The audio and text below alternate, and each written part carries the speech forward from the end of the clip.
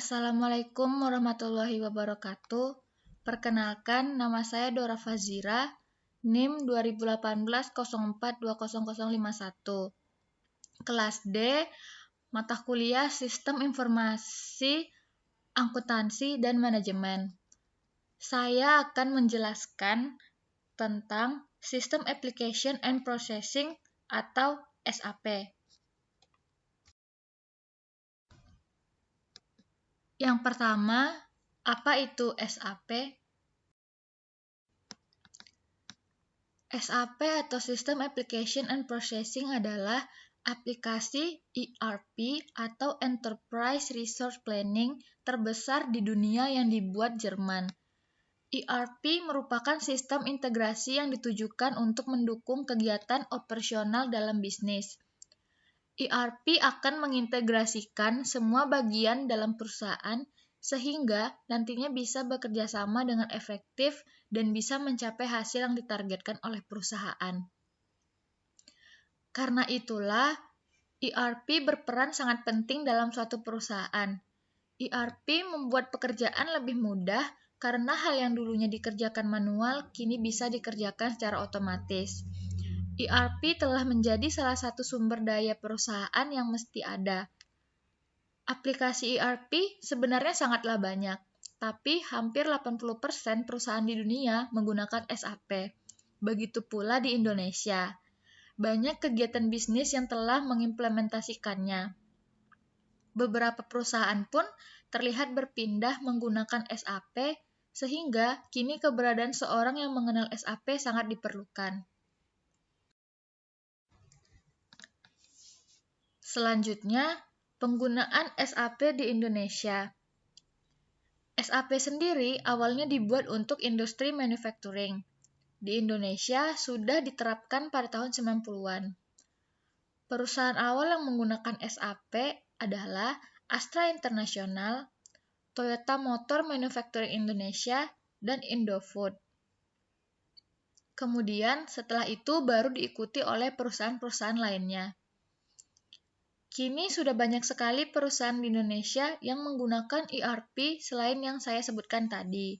Perusahaan yang dimaksud antara lain yaitu Daihatsu Motor, Bantul Prima, Pertamina, United Tractor, Telkomsel, Aqua, Bluebird, dan masih banyak perusahaan lainnya. Penerapan modul tiap perusahaan pun beragam. Ada yang menggunakannya di bagian sales distribution saja, ada pula yang menggunakannya di financial accounting. Untuk lebih jelasnya, saya akan menjelaskan tentang modul pada SAP. Modul ini merupakan program yang dibuat untuk satu sistem tertentu. Contoh modul SAP yaitu Sistem Informasi Keuangan. Jadi, para programmer nantinya membuat modul Sistem Informasi Keuangan. Modul ini kemudian akan dioperasikan.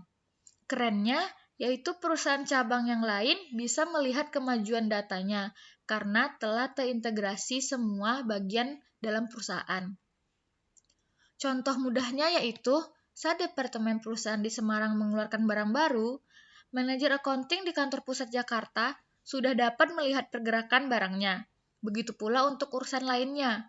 Semuanya akan terintegrasi sehingga memudahkan kinerja suatu perusahaan. Jadi, modul yang digunakan tiap perusahaan itu berbeda, tergantung kebutuhannya. Namun, modul yang sering dipakai oleh suatu perusahaan antara lain yaitu Financial Controlling, Material Management, Human Resource, Sales and Distribution, Production Planning, dan Plant Maintenance. Modul-modul tersebut tentunya dibuat oleh ahlinya atau mereka yang sudah berpengalaman. Karena banyaknya perusahaan yang telah menggunakannya, kini programmer SAP handal sangat banyak dibutuhkan.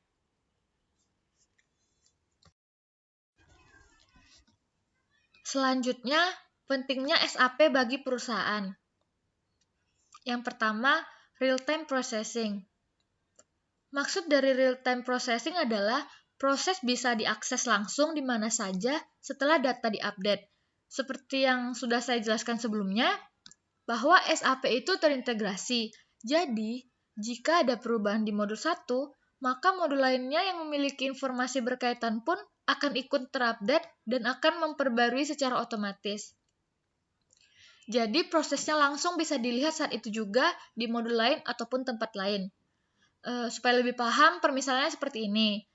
Saat user di suatu perusahaan menginput data di modul atau sistem rencana produksi, maka sistem di cabang perusahaan atau di kantor perusahaan pusat pun akan terupdate saat itu juga, sehingga user lain bisa langsung melihat perubahannya.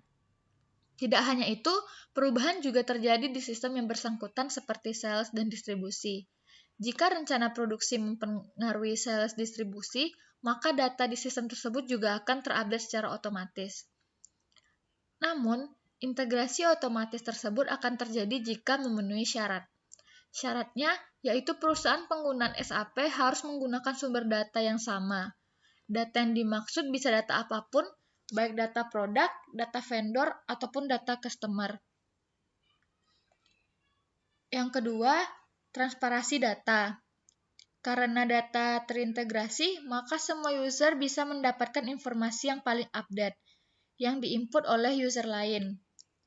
Transparansi data ini dalam satu sisi sangat menguntungkan, karena semua kegiatan dan semua input data bisa terlihat dan bisa diakses oleh siapapun. Sehingga ada user yang ingin memanipulasi data, maka peluang keberhasilannya sangat kecil. Di satu sisi, hal ini juga tergolong kurang menguntungkan, karena hampir semua data bisa diakses, sehingga tidak ada yang bisa dirahasiakan. Padahal belum tentu semua user jujur dan memiliki niat yang baik.